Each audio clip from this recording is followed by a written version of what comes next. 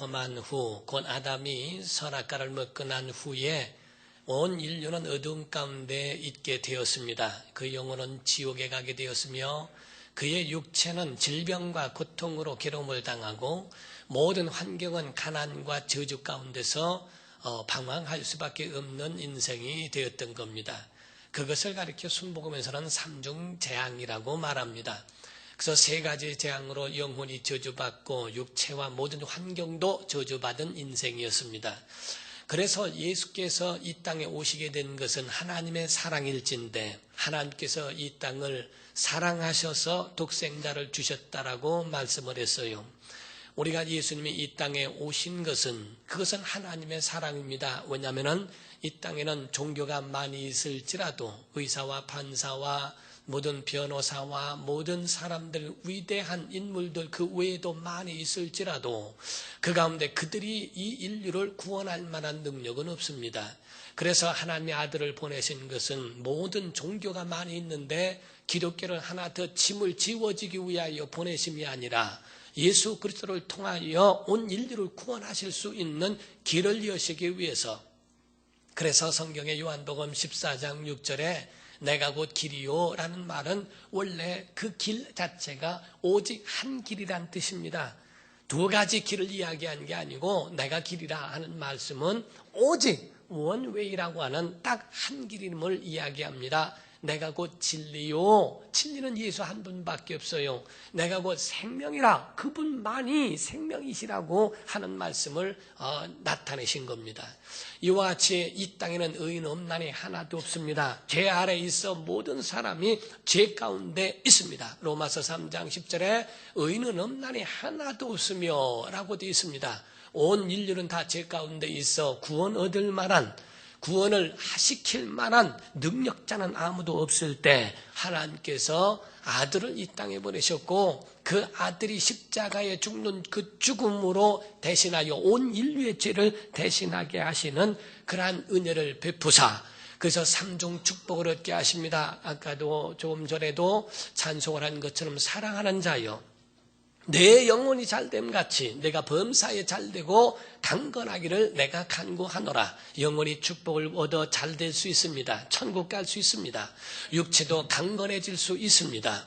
모든 환경도 가난과 모든 저주에서부터 극복할 수 있는 삼중 축복의 복을 하나님의 아들이신 예수 그리스도를 통하여 우리에게 주신 겁니다.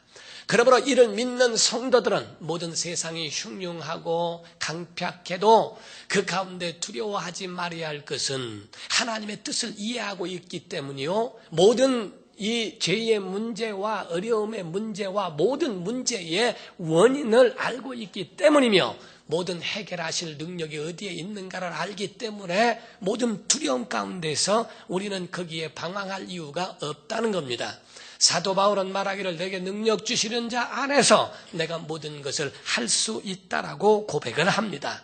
사회의 경기가 좋지 않고 경제 문제가 정말 우리를 싸늘하게 하고 춥게 만든다 할지라도 모든 원인이라고 하는 것은 이런 경제 문제가 아니라는 겁니다. 세상의 모든 문제는 보이는 것이 아니라 보이지 않는 것에서부터 시작한 이 모든 도미노 현상으로 일어난 것이라고 성경은 우리에게 증거하고 있습니다. 그러므로 주님은 우리에게 말씀하시기를 창세 이후에 모든 사람들 육체가 저주를 받아 질병 가운데 허덕이고 모든 만물이 다 가시와 은건키를 내고 하는 이것은 온 인류 가운데 지금까지도 여전히 우리에게 오고 있는 숙제요 과제라는 거예요. 이 모든 것을 이겨낼 수 있는 유일한 방법이 뭡니까? 예수 말씀하시기를 무엇을 먹을까 무엇을 마실까 무엇을 입을까 너희가 염려하지 마라. 이것은 이방인들이 구하는 것이니라. 하나님 없는 사람 하나님 믿지 않는 사람들이 다 그렇게 그것만 가지고 구하는 목적을 두고 있는 것이 아니냐. 그것이 아니라 너희가 해결할 수 있는 유일한 것은 하나님이 주셔야 한다. 복은 하나님이 주셔야 하는 겁니다. 모든 풍성함과 그 은혜는 하나님이 주셔야 하기 때문에 너희는 먼저 그 나라와 그 의를 구하라. 그리하면 이 모든 것을 너희에게 더하여 주시리라 라고 이렇게 주님이 우리에게 말씀해 주십니다. 사랑하는 성도 여러분, 우리가 조금 힘들고 어렵고 그 모든 것이 우리의 마음대로 되지 않는다 할지라도 여러분 그 가운데에 불평, 불만 모든 것들을 부정적으로 볼 필요는 없습니다. 날이 춥고 그렇게 싸늘하다 해서 그거를 해결할 수 있는 것이 이불만 덮고 누워있는 것만은 아닙니다.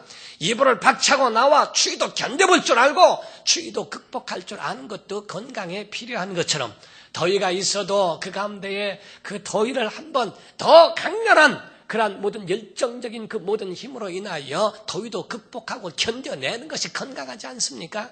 이와 같이 모든 환경에 어려움이 있다 할지라도 거기에 위축되지 말고 두려움과 어려움 가운데에 자기 자신을 거기에 흘러가게 두지 말고 이를 극복할 수 있는 하나님의 지혜와 하나님의 용기를 얻으시기를 예수 이름으로 축원합니다. 그러므로 자기 영혼을 좀 위로하세요. 시편 42편에 말씀하기를 그런 고백을 합니다. 시편 기자는 말하기를 내 영혼아 어찌하여 내 속에서 불안해하며 어찌하여 염려하며 근심하는고 너는 하나님을 바라보라 라고 말합니다. 우리의 영혼을 축복할 줄 알아야 합니다. 우리 영혼을 춥게 두어서는 안 됩니다. 외롭게 만들지 마십시오. 영혼을 축복하고 다시 일어날 수 있는 그런 자기 영혼에 힘을 불어넣을 수 있는 그런 강력한 마음이 그 안에 필요합니다. 사람과 동물이 다른 점이 있어요. 동물은 모든 것이 마지막까지 그의 모든 목적과 가치관과 모든 형상이 다 전부가 먹는 것이고 육의 것으로 끝납니다. 그러나 사람은 자기 형상이 없습니다. 하나님의 형상을 따라 지음을 받았다고 창세기 1장 26절 이하에 말씀하고 있어요. 하나님이 자기 형상을 따라 그 모양대로 사람을 만들자 하시고 사람을 지으셨다고 되어 있습니다.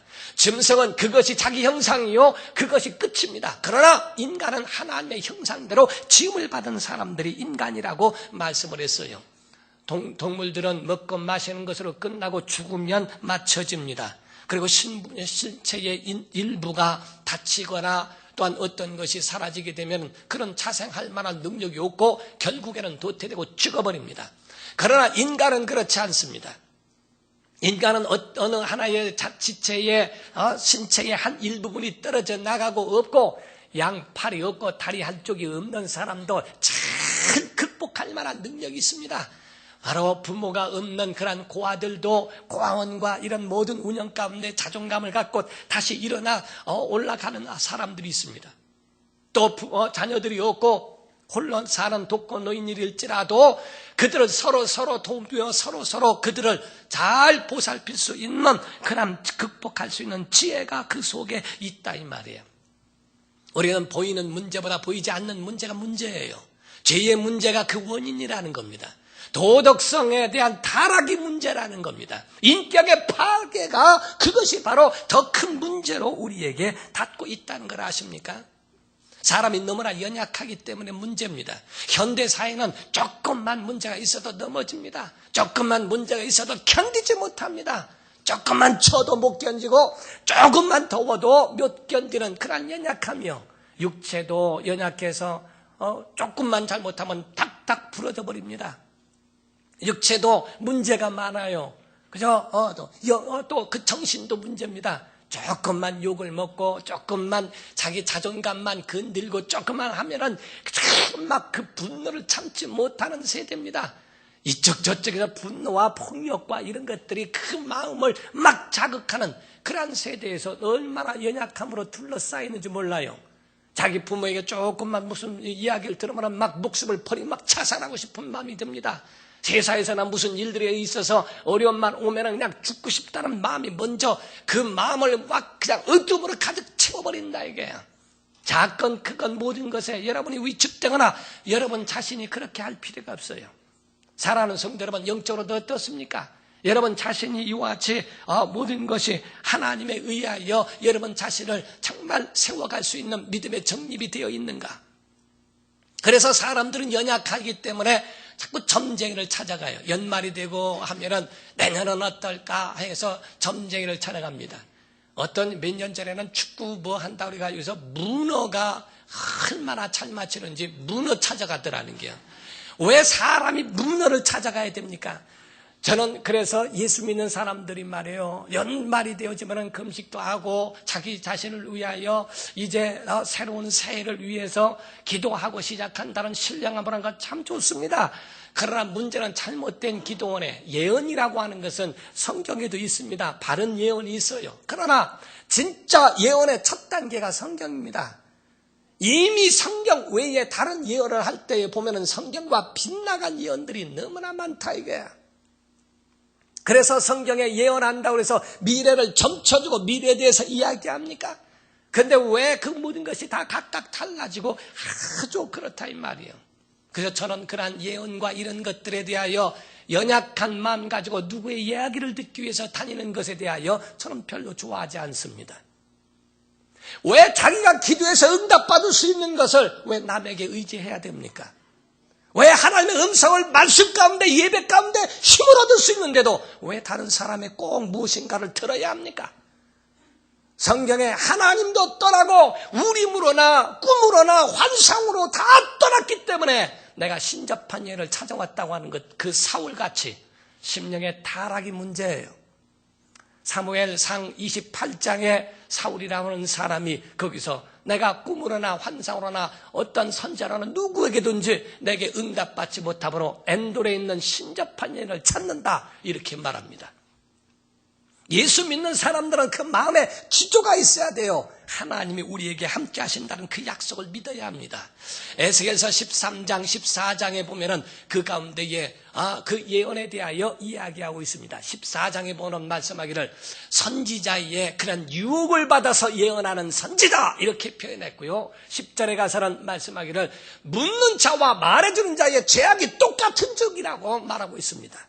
우리의 미래를 점칠 필요가 없어요. 하나님께 우리의 앞길을 맡기시기를 주 이름으로 축원합니다. 그분만이 우리의 길이 되신 줄로 믿습니다. 그분만이 우리의 진리요 우리에게 생명 주신 이시라고 하는 사실을 우리에게 증가하고 있다 이거예요. 진짜 문제는 대표적인 문화들이 얼마나 많습니까? 술집이 얼마나 많고 밤에는 불야성을 이루고 있습니다. 러브호텔이 많고 도박과 이런 것들로 사람을 타락하게 만드는 것이 그렇게 많은데도 그런 것에는 대체할 만한 그러한 용기도 없고 능력도 없습니다. 우리 심령부터가 어두워져 가고 있기 때문에 연약함이 있다는 거예요. 하나님 앞에로 돌아오라는 겁니다. 동방박사 세 사람이 별을 본 것처럼 어둠 가운데 예수 그리스도 빛으로 오셨어요. 그분을 바라보고 그분 안에 있으면 산다는 겁니다.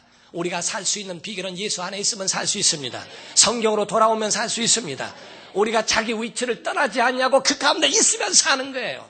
군인이 그 자기의 위치를 떠나버린 것을 탈영이라고 합니다. 그것처럼 자기 위치에서 벗어나 버리니까 문제가 생기는 겁니다. 하나님을 하나님 되게 하고 말씀을 말씀 되게 하듯 아버지가 아버지의 자리에 있어야 합니다. 어머니가 어머니의 자리에 있어야 하고 자녀들은 자녀의 위치에 있어야 하고 정치인은 정치인대로 자기의 위치에 있어야 합니다. 경제는 경제인으로서의 처음 자기가 가졌던 그 선한 마음과 그 모든 것들이 변개되지 않도록 자기 자신을 잡아야 합니다. 잠언서 4장 23절에 무릇 지킬 만한 것보다 내 마음을 지키라. 생명의 근원이 이에서 남이니라. 우리의 마음에 대하여 적으로 그 가운데 위치에 벗어나지 말려고 해야 한다 이게요. 우리가 이런 책 가운데 보면 이런 이야기가 있어요. 초등학교 아이의 그 책 가운데 이렇게 보면은 이런 얘기가 있습니다. 하나님께서 동물들을 지으셔서 세상에 보내시면서 좋은 일을 하라고 했다는 겁니다. 그러고 난 다음에 그 가운데에 세 동물에게 물으셨대요. 첫 번째 닭한테 물으시기를 너는 세상에서 무슨 좋은 일을 하였느냐 했더니 닭이 하는 말이 네 저는 새벽마다 시간을 알려주기 위해서 꼬끼오 하면서 그렇게 했습니다. 그렇게 시간을 알려주는 알람 역할을 했습니다. 그랬더니 하나님이 참 잘하였도다. 그래서 벼슬이 그때부터 있었다는 거예요.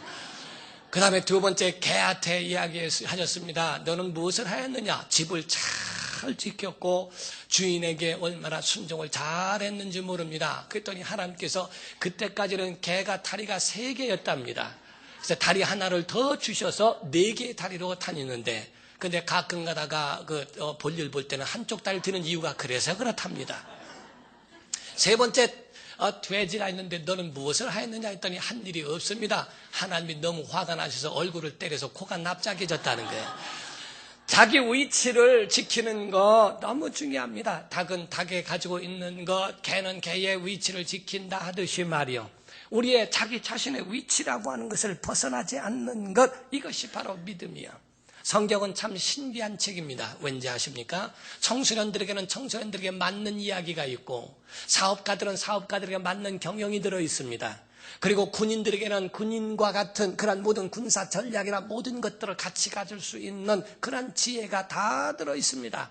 다윗이 골리앗을 이긴 사건, 바로의 앞에 가서 모세가 그를 굴복시키고 그 모든 백성들을 이끌어낸 출애굽한 그 사건들, 그 모든 것이 다 그 안에 들어있어요. 에스더와 모르드게라고 하는 사람은 하만이라고 하는 사람의 모략과 그러한 계략에 의하여 온 유대인들이 멸절당할 수 있는 그런 위기를 그 가운데서 이겨낸 모든 방법들이 그 안에 들어있습니다. 정치도 그렇습니다. 다윗이라고 하는 사람이 있을 때가 가장 번영했던 시절이요. 솔로몬이 그와 같이 지혜를 얻고 백성들을 인도했어요. 사랑하는 성도 여러분, 우리가 루브르 박물관이라고 하는 곳이 있습니다. 거기에 가면은 유명한 그림 중에 하나가 모나리자라고 그러는데, 그 모나리자의 그 그림이 유명한 것은 모나리자의 미소라는 겁니다. 그 웃는 것이 그게 아주 특이하다는 거예요. 그래서 사진 찍을 때도 너무 웃으면은 이상하고, 가만히 있으면은 외계인 같으니까, 웃을랑말랑한 모나리자 같은, 어쨌든 그래요.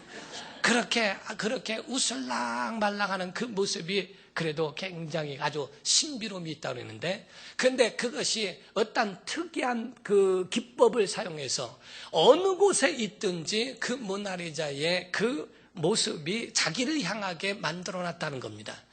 왼편에 있든지 오른편에 있든지 어느 곳에 있든지 그 가운데 있는 쪽을 향하여 바라보는 것. 성경에 보면은 하나님께서는 노인에서부터 어린아이까지, 가난한 사람에서부터 부자에 이르기까지, 천민에서부터 부유층에 있는 모든 고귀한 사람까지라도 전부가 다 해당되는 말씀이요. 하나님의 눈이 다 그들을 바라보고 있어요. 그래서 큰 밑바닥에 있는 그 가운데 신음하는 소리도 하나님은 그들의 목소리를 들으시기도 하고, 그리고 위층에 있는 사람들이 이렇게 저렇게 하나님 앞에 간구하는 그 목소리도 들으실 수 있는 분이십니다. 사랑하는 성도 여러분, 예수 그리스도를 믿고 의지하는 사람들에게 하나님 힘주시는데, 강도 건너게 하시며 또 산도 넘게 하시며 사자의 모든 위험과 모든 것을 피할 수 있는 그런 은혜를 주신 것이 얼마나 은혜인가. 우리는 깨달을 수 있는 은혜가 있으시길 주 이름으로 축원합니다. 사랑하는 성도 여러분, 영혼이 죽으면 육체가 같이 죽습니다. 영혼이 빠져나가면 육체는 똑같이 끝나버리는 것이 인간입니다. 이와 같이 영적으로 죽으면, 정신적으로 죽으면 나라도 죽습니다. 가정도 죽습니다. 자기의 삶도 다 죽는 거예요. 그러나 영적으로 살면 나라도 삽니다. 가정도 삽니다. 여러분 심령도 살아날 수 있습니다. 영적으로 죽느냐 사느냐, 이것이 바로 사느냐 죽느냐의 가장 중요한 부분을 말씀하고 있습니다. 성경에 보면 엘리라고 하는 제사장이 있는데, 그 엘리 제사장은 하나님께 대한 사명보다도 자기 자식을 더 사랑함으로 인하여 하나님께 버림받았어요. 사울이라는 사람은 자기 욕심과 야망이 너무나 컸기 때문에 하나님께 버림을 받게 되었습니다. 또 여로보암이라고 하는 왕이 있는데, 그는 돈으로 선지자를 찍어냅니다. 제사장도 돈 주고 그 가운데 세워주고 다 마음대로 합니다. 하나님께로부터 저주를 받고 하나님께로부터 버림을 당합니다. 하나님의 사심을 과연 믿는가? 누구로 인하여 미래를 측량할 수 있습니까? 하나님만이 하실 수 있다고 믿는 것, 이것이 바로 신앙이에요. 그분만이 전능하신 분임을 믿어야 한다 이 말이에요. 우린 100가지를 다 놓고 99가지가 다 돼도요, 한 개가 안 될 때 문제가 일어날 수 있어요. 우리가 나로 인공위성을 쌓아 올릴 때도 큰 게 문제가 아닙니다. 아주 작은 하나의 문제로 인하여 발사를 중지시켜야 되고 아무것도 못합니다. 100% 맞는 것은 거의 없습니다. 이 세상의 모든 것은 다 하나씩 문제가 있고, 다 99%가 다 된다 할지라도 하나의 문제가 모든 전체적인 것을 다 문제를 일으킬 수 있는 것이 될 수 있어요. 저는 삼국지라고 하는 것을 그 책을 읽었습니다. 그리고 또 그에 대한 영화도 봤고 이러겠습니다. 그 가운데 제가 정말 감동적인 것이 있어요. 5사람에 대하여 말씀을 드리고자 합니다. 책 이야기를 해서 죄송합니다만은, 그러나 그 가운데에 보면은 삼국지에서 아주 중요한 부분을 용장, 모든 전쟁으로 함께할 때는 그와 같이 함께할 수 있는 용장이 필요해서 유비는 5호 대장을 두었습니다. 그 5호 대장은 굉장히 용맹스러운 장군이에요. 오죽하면 조조가 관로를 얻기 위하여 얼마나 큰 노력을 합니까? 한 장수를 얻는 것은 다른 장수들보다 몇 배를 더 감당할 수 있는 장수로 그를 얻으려고 몸부림을 치죠. 저는 유비의 장수 가운데에 조자룡이라는 사람을 좋아합니다. 그는 자기의 죽음을 위하여 목숨을 바쳤고 끊임없이 그는 변함없는 충성인으로 그의 모든 삶을 살았던 의리 있는 사람이었어요. 오죽하면 아두라고 하는 그 유비의 아들을 품에 안고 장판파에서 80만 대군을 크기를 뚫고 나가는 그 문제, 그 일을 보면서 너무 감동을 받았습니다. 유비는 그를 믿었고 그 조자룡은 그 가운데 유비 앞에 모든 충성을 맹세하는 그 일을 보게 됩니다. 그러나 용장일지라도 불여지장이요 지혜로운 장수를 이길 수가 없습니다. 지혜로운 사람 중에 하나는 제갈공명이라는 사람을 이야기하죠. 그 사람은 지략에 굉장히 아주 뛰어난 사람이었습니다. 사람이 육체적으로 할 수 없는 용맹스러운 장수할 수 없는 것을 머리로서 그 모든 것들을 다 할 수 있는데, 그 중에 특이점 하나는 검은고 하나로서 수만 대군이 왔을 때에 그들을 검은고 하나로 물리칠 수 있었던 그런 지혜가 있는 사람, 굉장한 지혜가 있습니다. 그러나 지혜가 있을지라도 불여 덕장이라, 덕이 있는 장소, 유비라고 하는 사람은 그 백성들을 사랑하는 마음이 얼마나 특심했던지 자기 목숨보다도 다 사랑하는 그 모습을 보고 많은 장수들이 그 앞에 무릎을 꿇습니다. 그들을 포용하고 그들을 다 인도할 수 있는 덕 있는 장수가 얼마나 중요한가. 그러나 여기다 저는 더 하나를 더 하고 싶습니다. 불여 복장이라. 아무리 사람이 용맹스러운 장수가 있고 지혜가 있고 덕 있는 자라 할지라도 하나님께서 만약에 그거를 분리치시면 아무것도 아닙니다. 마지막에 다 죽고 그 가운데에 제갈공명 하나가 있었을 때에, 그때에 사마의라고 하는 그런 적군이 있었죠. 적군의 장수가 있었습니다. 그도 얼마나 지략이 있고 용맹스러운 장군인지 몰라요. 아무런 그런 계략에 걸리지 않고 자기 자신을 지키는 사람이었습니다. 그를 모독하여 끌어내서 전쟁을 하게 하려고 하는데도 전혀 하지 않습니다. 그때에 딱 한 번 기회가 왔습니다. 그래서 그들을 끌어내게 하고, 그래서 그쪽 그 진영에서부터 자기가 원하는 쪽으로 인도했어요. 산이 양쪽에 있고 그 중간에 계곡 쪽으로 인도하여 그 가운데에 모든 군사를 다 차단했습니다. 사마이가 그 가운데 보고, 야, 큰일 났다. 여기서 있다가는 다 죽게 되니까 화공을 하면 우리가 죽는다. 돌아가자 하고 후퇴를 하려고 할 때 이미 늦었습니다. 제갈공명은 앞을 차단했고 뒤쪽을 다 집더미와 모든 것들로 차단을 시켜버렸어요. 그리고 난 다음에 거기서 너의 제산날이다, 이제는 끝이다 하고 그 가운데에 제갈공명은 화공을 진짜 거행했습니다. 그래서 불화살을 쏴서 그거를 다 태우기 시작하는데 고립돼서 나갈 수도 없고, 그 가운데 다 사마위와 자기 아들 둘이가 전부가 죽을 수밖에 없는 그런 위험지경에 있을 때 하늘에서 번개가 치고 벼락이 치면서 비가 오기 시작해서 그 불을 다 꺼버렸어요. 한순간에 다 그 불이 꺼지는 걸 보고 제갈공명은 더 이상 말을 하지 못하는 그 장면을 보면서 저는 그걸 생각합니다. 하나님이 하지 않으면 아무것도 할 수 없다. 사랑하는 성도 여러분, 우리 한국의 국민성과 그 모든 국방력과 그 모든 것이 8.15 해방을 할 수 있습니까? 하나님이 하신 겁니다. 6.25 전쟁을 승리로 이끈 것이 사람의 국력을 한 겁니까? 하나님이 하신 겁니다. 사랑하는 성도 여러분, 여러분과 우리가 지금 한강의 기적을 일으키고 지금까지 살아온 것이 사람의 노력으로 된 줄 아십니까? 하나님의 은혜입니다. 오늘 2012년도도 하나님이 지켜주신 가운데 여러분이 하나님 앞에 나와 예배하는 것이지, 세상에는 미스테리 같은 것을 이야기합니다. 그러나 기독교에서는 기적입니다. 미래클입니다. 하나님이 우리에게 주신 그 은혜로 사는 겁니다. 요행을 구하는 자들이 아니라 하나님의 전능하심을 믿는 거예요. 이 세상의 멸망이라고 하는 것을 이야기합니다. 어떤 물리적 멸망을 말합니다. 땅에 있는 것에서 대한 지진과 화산 폭발과 또 하늘에 있는 모든 유성들이 떨어져 모든 지구가 깨지고 핵폭탄이 터지고 이 모든 물리적 심판에 대하여 말하지만 성경은 말씀합니다. 물리적인 심판 이전에 하나님의 심판이라고 말합니다. 이 하나님의 심판, 이것을 이길 수 있는 방법은 어디인 줄 아십니까? 오늘 본문 말씀에 있습니다. 하나님이 세상을 이처럼 살아가사 독생자를 주셨으니 이는 멸망치 않고 영생을 얻게 하기 위하여 누구든지 저를 믿는 자마다, 우린 예수 믿으면 멸망을 피할 수 있습니다. 온 인류가 살 수 있는 유일한 방법은 예수 그리스도를 믿는 자마다, 예수 그리스도를 믿는 자마다 멸망치 않고 영생을 얻게 하리 하심이라고 하는 마지막 하나님의 최후의 카드를 우리에게 주신 것, 예수 그리스도를 믿음으로 인하여 산다는 겁니다.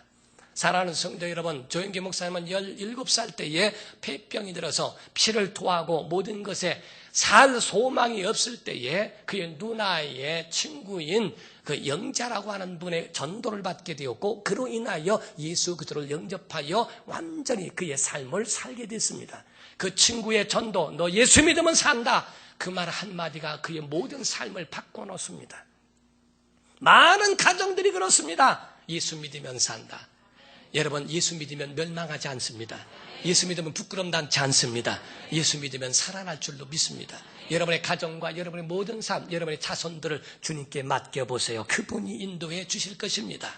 우리는 빌리그레한 목사님의 말씀 가운데 보면은 예수 믿는 사람들 속에는 그 안에 배터리가 있어서, 그래서 그 배터리에 의해서 난방도 켜고 그 가운데 엔진도 돌리고, 그리고 그 가운데 모든 불과 모든 것들을 다 지원해 줌으로써 자동차가 온전하게 갈 수 있는 모든 공급을 해주는 것 같이 우리 예수 믿는 사람 심령에도 이 배터리와 같은 하나님의 능력이 있어야 한다. 그는 예수의 이름이라고 말합니다.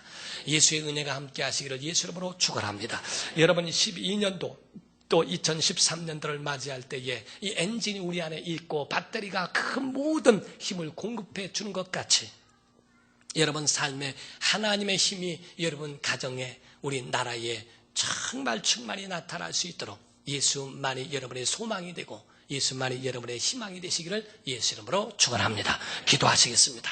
이 시간에 다 같이 통성으로 기도하실 때 하나님 아버지 우리에게 은혜해 주시고 예수 이름으로 살도록 도와주옵소서 하고, 예수만이 우리의 소망이요 길이요 진리가 되심을 믿고 주의 은혜로 살도록 도와달라고 우리의 간절한 마음으로 다 같이 통성으로 기도하시겠습니다. 거룩하신 하나님 아버지,